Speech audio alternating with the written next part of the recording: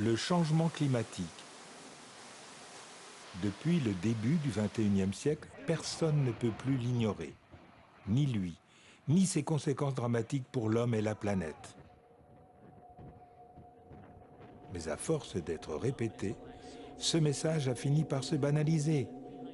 Il est tellement plus confortable d'ignorer une vérité qui dérange. Mais ce n'est pas en détournant le regard que nous allons changer la donne. Pour agir, il faut comprendre. Et pour comprendre, il faut ouvrir les yeux, en grand.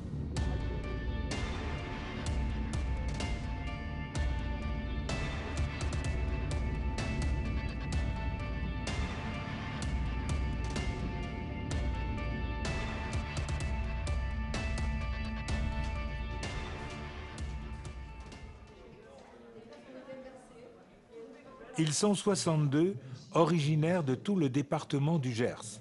Les collégiens du conseil départemental des jeunes se réunissent tous les mois pour débattre et porter des projets liés à la jeunesse et à la citoyenneté.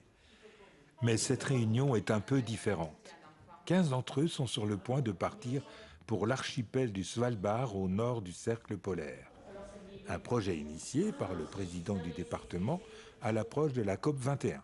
Pour se révolter, pour faire bouger les choses, il faut ressentir des émotions, avoir des colères, avoir des espoirs aussi. Ce voyage, je l'ai dit, va vous changer. J'espère qu'il vous donnera l'envie de vous battre et de partager avec ceux qui vous entourent ce beau combat pour la préservation d'une planète dont je rappelle qu'elle ne nous appartient pas, mais que nous ne faisons que l'emprunter à ceux qui viendront après nous. L'objectif est double. Constater sur place les conséquences du réchauffement climatique et témoigner à leur retour de l'urgence de la situation. Pour les préparer, des spécialistes sont venus leur apporter quelques notions de base. Pendant des milliers d'années, la variation n'a pas excédé de 4 à 5 degrés. Et aujourd'hui, on nous parle d'une variation beaucoup plus rapide. Il y a peut-être 2, 4, 5 degrés, mais en quelques centaines d'années. Donc soit on s'adapte à ce qui est la chose de la mieux à faire, soit dans quelques années, on est au moins de siècle, on est fichu. On a tout ce qu'il faut pour continuer notre croissance tout en préservant le climat. La seule chose, c'est que pour les raisons financières, pour les raisons d'intérêt, on ne les adopte pas. Pour rester cohérent avec cette démarche écologique, le coût carbone du voyage au Svalbard sera compensé par le département du Gers. Une nouvelle occasion pour nos collégiens d'approfondir leurs connaissances. On a pris la valeur maximale pour être sûr de compenser la totalité de notre impact. Et on est à 75 tonnes de CO2. Cette valeur carbone, en fait, on va l'acheter. Donc une tonne de CO2 actuellement, ça coûte 10 €. On en est 75, donc pour 750 €, on va aider un financement de projets qu'on va regarder maintenant, qui sont situés au Pérou, en Inde ou en Thaïlande. Reforestation au Pérou, four solaire en Inde. Les jeunes ont choisi d'aider des projets qui participent à la lutte contre le réchauffement climatique, mais aussi qui améliorent le niveau de vie des populations locales. Une dimension planétaire qui a valu à leur projet le coup de cœur de la Fondation Nicolas Hulot. Ce voyage est important sur un plan pédagogique, sur un plan symbolique, et je dirais même sur un plan médiatique. Pourquoi est-ce que les zones arctiques sont importantes? D'abord parce que ce sont des marqueurs. On peut y lire peut-être d'une manière beaucoup plus claire et démonstrative l'accélération des changements climatiques, puisque les glaciers régressent. La banquise elle-même arctique est en train de diminuer au point que la banquise estivale risque de disparaître, que ça ouvre d'autres problématiques, puisque le fait que maintenant des espaces d'eau libre sont en train de s'ouvrir, ça va changer évidemment le trafic maritime. À travers ce voyage au Spitzberg, ça permet d'appréhender dans sa globalité l'enjeu climatique, dans ses conséquences, dans la compréhension du phénomène climatique et, je l'espère, d'appréhender quelles peuvent être les solutions pour rétablir les équilibres climatiques.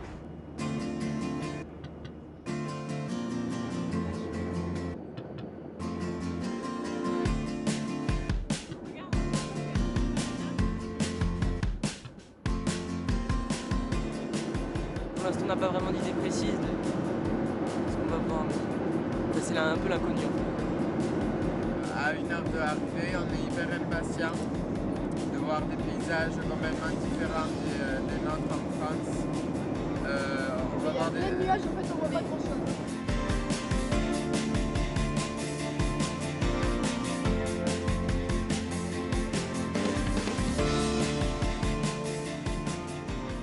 Accroché au 78e parallèle nord, Longyearbyen concentre 80% de la population de l'archipel, soit 2000 personnes, sans compter les ours polaires.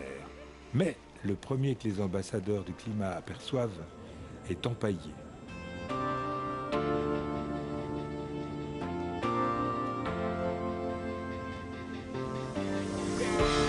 Malgré tout, le dépaysement est total, froid glacial.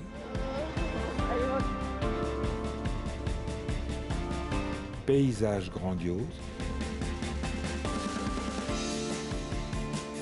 Piétons armés contre les attaques d'ours.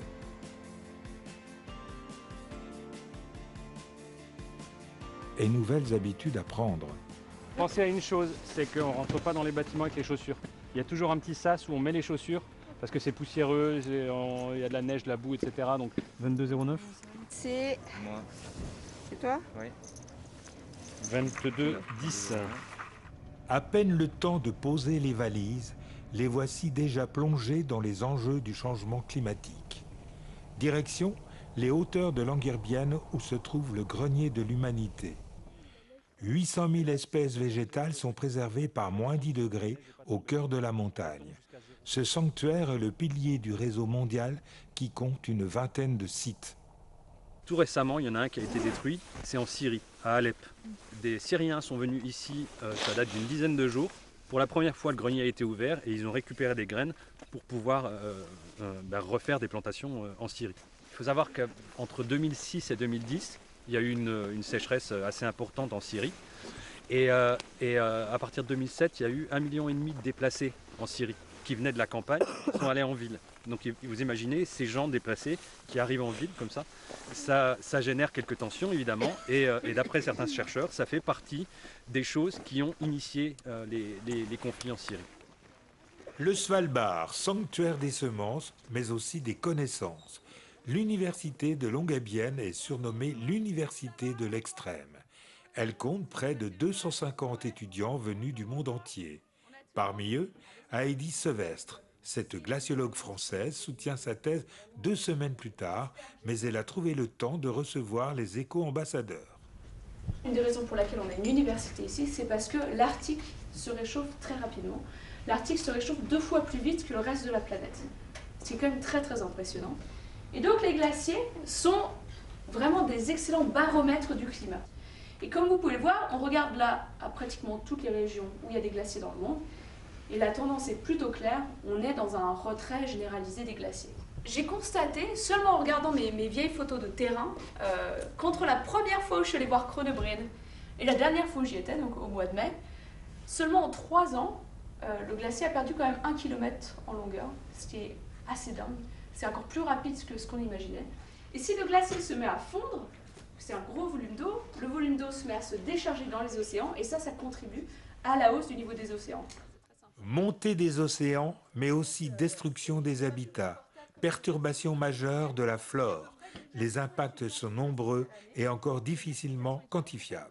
Nos travaux, on les fait en hélicoptère, on les fait en scooter des neiges. Ouais, c'est pas très vert, c'est sûr. Donc il y aurait pas mal de changements à faire à ce niveau-là, c'est clair. Et vous comptez faire quoi pour améliorer? Alors c'est vrai que c'est une très bonne question et c'est vrai que c'est difficile pour nous, c'est en fait une balance entre collecter les données dont on a besoin et d'un autre côté essayer de réduire notre impact carbone. Et souvent les deux ne vont pas ensemble. Et c'est vrai que le changement climatique... On est un peu comme des éléphants dans un magasin de porcelaine. Nos mouvements ont immédiatement un impact sur toute la planète, sur l'avenir de la planète. Et ça, il faut en prendre conscience. C'est-à-dire qu'il faut gérer notre intelligence. L'élément le plus important, c'est que nous pouvons faire beaucoup de choses, plus que les humains ne l'ont jamais fait. Par exemple, nous pouvons faire des bombes atomiques. Et ces choses-là nous menacent, peuvent nous menacer. Donc il faut introduire cette constance, cette importance, ce nouveau phénomène que nous sommes tellement puissants, que nous influençons l'avenir même de la planète et donc l'avenir de l'humanité. Nouveau réveil matinal. Il est tout juste 7 heures, mais les collégiens sont déjà sur les réseaux sociaux pour partager leur excitation. Alors s'il m'a mis à 13h, 18h, ah ouais non, donc c'est midi.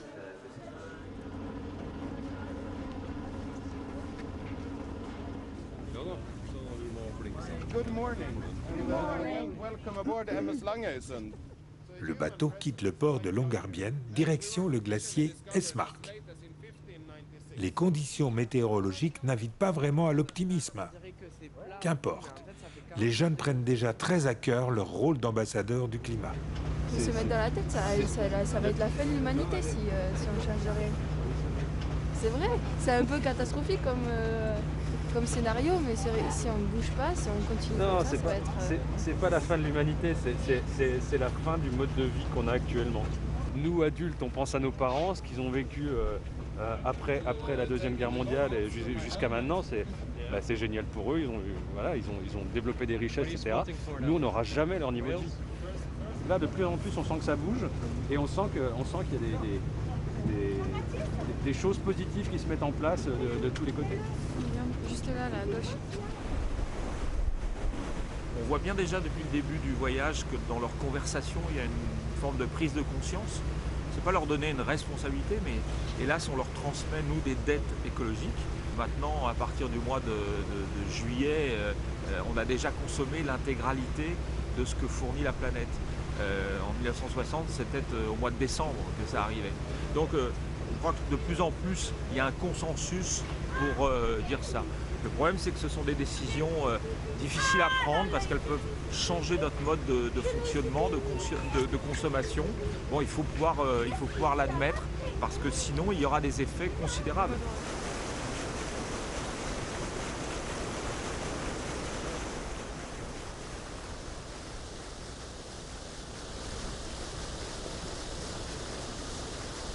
Alors qu'ils s'approchent du glacier, les paysages du Svalbard révèlent leur splendeur et leur immense fragilité.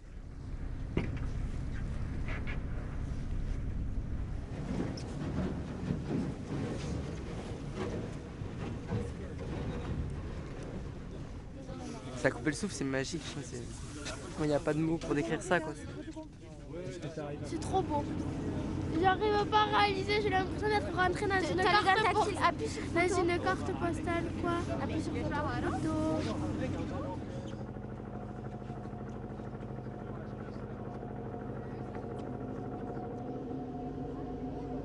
Le front du glacier se fissure et se disloque.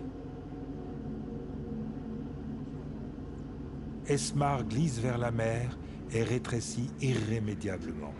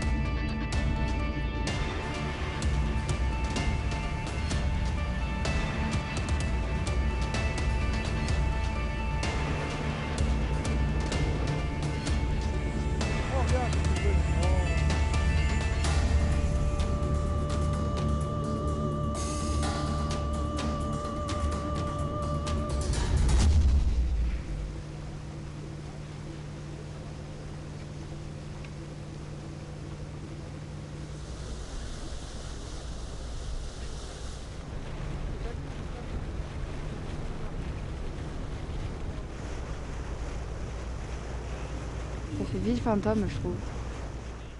Cette ville minière, exploitée par une compagnie russe, est le vestige d'une société industrielle qui s'est imposée jusqu'au cœur de l'Arctique. During his expedition, William Barents have died over here. But he was the first one who have made the written notes that he have found the Spitsbergen and so on. So now he is the founder. And as you can see, our city is named in the honor of William Byron. Malgré l'enthousiasme du guide, l'architecture soviétique du lieu laisse les jeunes Gersois perplexes. Tout comme les fumées qui s'échappent des immenses cheminées. À quelques milles nautiques d'un glacier qui se meurt, les hommes exploitent encore le charbon. Ça contraste vraiment parce que à côté du glacier, on parlait de sauver la planète et là, au contraire, on la pollue. Donc, je trouve que c'est pas forcément très cohérent, surtout que c'est à côté en plus.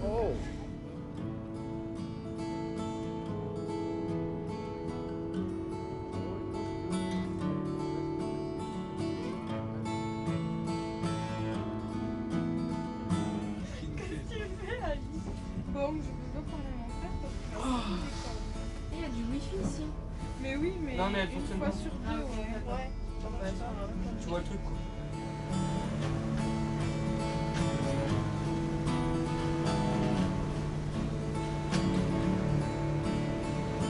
Ça me fait vachement d'effet ces paysages, donc j'ai du mal à savoir ce que c'est, alors c'est un peu difficile de l'exprimer.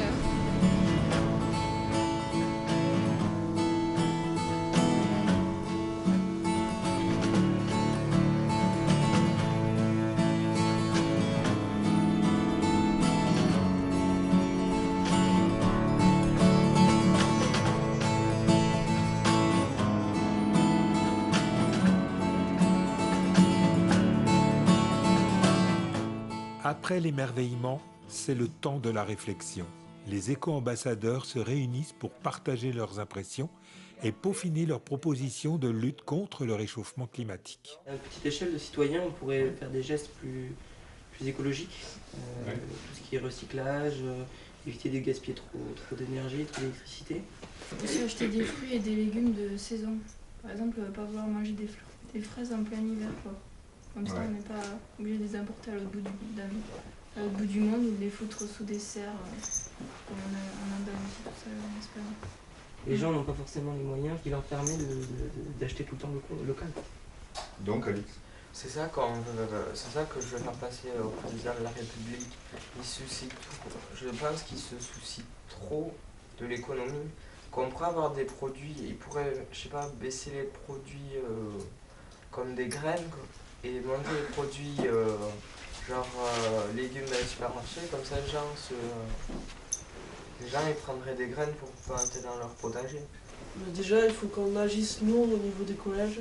Mais les choquer pour leur faire réaliser, pour leur faire comprendre que ce qu'on vit, c'est pas rien. Je vais faire des sortes de petites réunions avec les classes pour leur expliquer tout ça, la gravité des choses.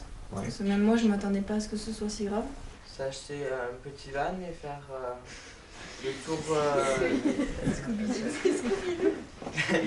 Ouais, comme dans Scooby-Doo. Faire le tour des collèges, enfin pas tous, mais la plupart.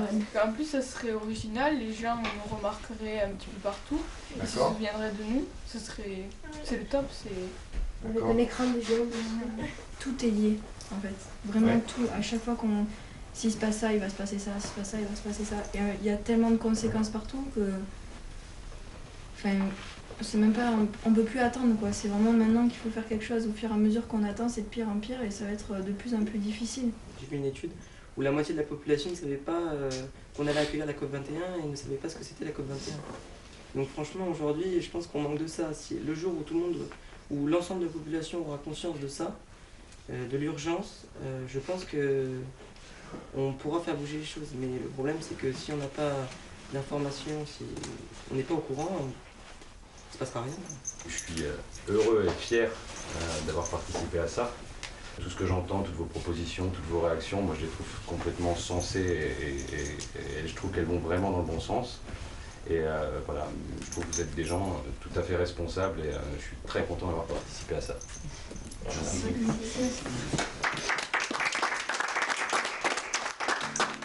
On est tous motivés pour changer le monde et on sera les premiers à réagir.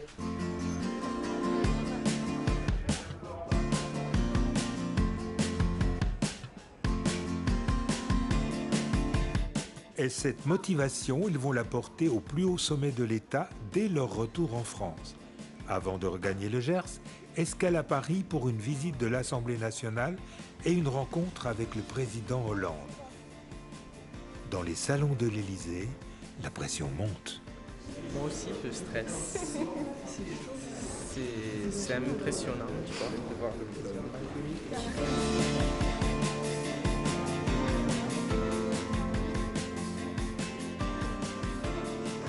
Monsieur le Président, ça va? Donc tu es venu avec tous tes ambassadeurs. Voilà, les ambassadeurs. Voilà, je te présente donc les 15 petits ambassadeurs gersois qui viennent de passer 3-4 jours au 78e parallèle nord. Alors qu'est-ce qui vous a le plus impressionné? Une fois arrivé là-bas, on s'est rendu compte de plein de choses. Et en fait, on veut que les gens soient choqués comme on a été choqués et que ça bouge surtout. C'est pour ça qu'on attend beaucoup de la COP21 qui peut apporter un vrai accord et qui peut essayer d'enrayer un peu cette dynamique qui est très négative. Pendant notre voyage, on a porté un slogan « Save the Planet », sauver la planète. C'est aussi sauver notre futur parce que l'écologie n'a pas été l'engagement de votre génération. Alors si ce n'est pas l'engagement de notre génération, on va dans le mur.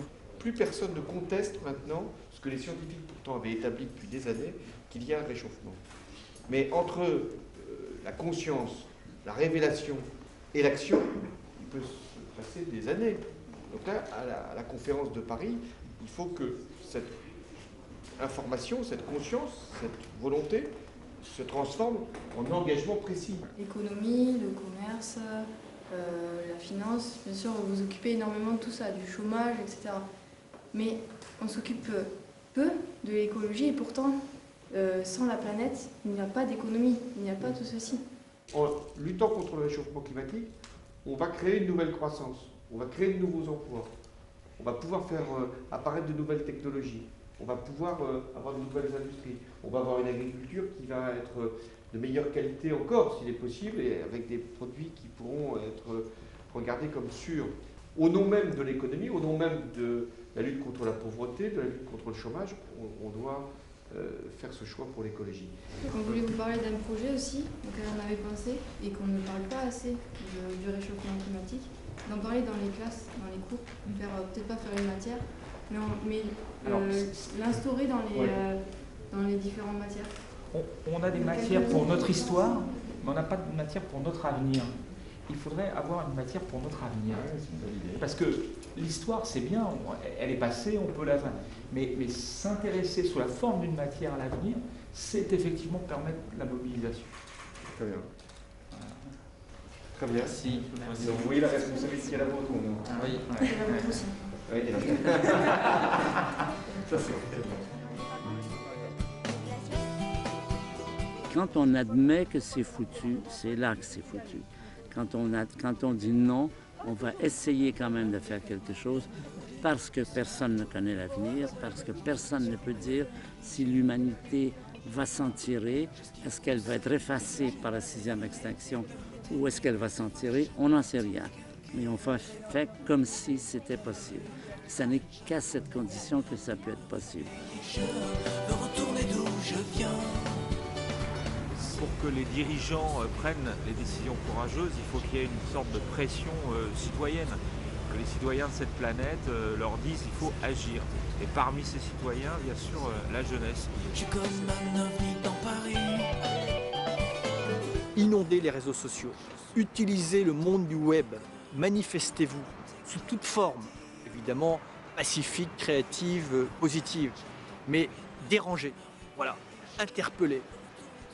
Dites que vous êtes prêts à ce qu'on change le monde, mais on le change volontairement, consciemment, alors qu'on risque de voir le monde changer brutalement. Pas de religion, pas d'addiction. Moi j'ai besoin de vous. J'ai besoin que le message des jeunes générations, pour lesquelles on cherche à protéger la planète, parce que c'est pour les générations futures qu'on fait cela, nous aide à imaginer notre futur sur des bases plus respectueuses de la protection de l'environnement. Et c'est très important que vous puissiez dire autour de vous ce que vous avez vu pour pouvoir diffuser cette prise de conscience qui nous permet de passer vraiment à l'action. Délirante planète, j'attends qu'on vienne me réveiller. Je veux retourner d'où je viens. C'est bon, j'ai vu ce qui est devenu la terre dégénérée. Je veux retrouver tous les miens.